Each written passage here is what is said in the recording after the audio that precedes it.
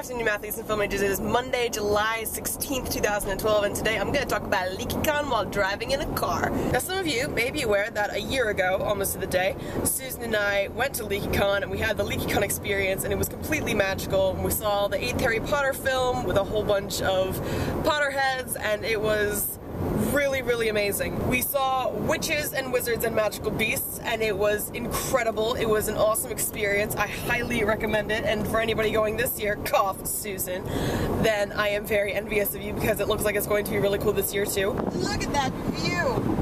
Can you see it?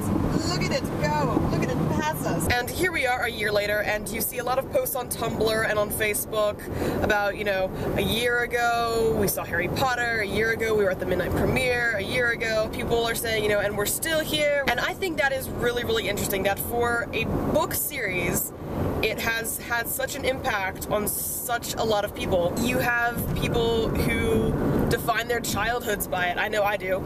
I mean, there will always be a lot of books that I associate with my childhood, but I can't do that with Harry Potter because Harry Potter was my childhood. And I think it's really important that we acknowledge the fact that there is out there a book that was able to capture the readership and the imagination and the attention of an entire generation worldwide. And I think that is really cool. So for me, LeakyCon was that kind of experience to go and kind of close my childhood with the biggest bang possible. I mean, we were surrounded by people dressed up as Beauxbaton students, Durmstrang, you know, we had Gryffindor, Hufflepuff, Ravenclaw, Slytherin, we had Dumbledores walking around, there was a Dobby, which was awesome. Did you know that there was a gram of protein in each serving of Red Vines?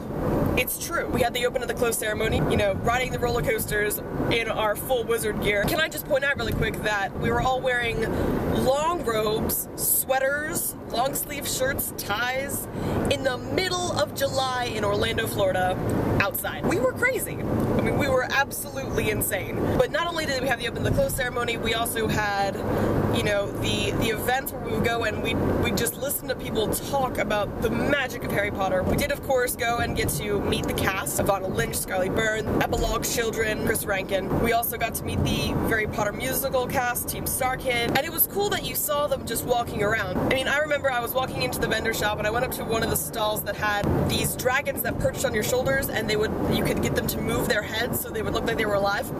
And I was looking at one, and I turned to the person next to me, and it was Nick Lang. And he looked at me and he goes, "This is the coolest thing ever, right?" And I was just kind of like, "You're Nick Lang." But I didn't say that because I was cool. And I think it was interesting that the people who were involved in making it were as interested in the fandom as the fandom was interested in them. On the whole, this is just kind of me ranting about memories, and I could go on forever, Susan could tell you. But I think it's cool that a year later, it's not that we came back to Harry Potter to remember it, it's that we kind of never left. It was really cool to grow up with Harry Potter. And maybe in 10 or 20 years, our kids will get to grow up with Harry Potter. And the magic will live on. It'll be awesome. And I'm really happy that I got to experience that. So for the film majors, I'm Caitlin. For the Mathlete, Susan will be here on Wednesday. For the rest of you, I am so glad you came and hung out with me today, and I'm glad that we didn't crash and die and you didn't have to see that. So I'll see you later. Bye. Susan, one last thought. Your video on Friday made me laugh and cry, and it was perfect and flawless in every way. And your roommate deserves a gold star for life because she is clearly the funniest person I know. When she popped up, I couldn't handle it. I fell over on the floor. You can ask my mother. Thank you.